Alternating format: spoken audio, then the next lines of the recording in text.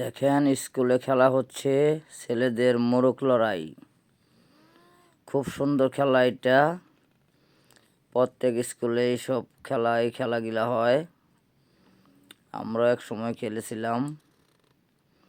এটাকে বলে মোরগ লড়াই।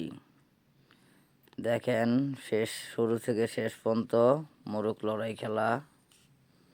কে জিতে দেখা যাক।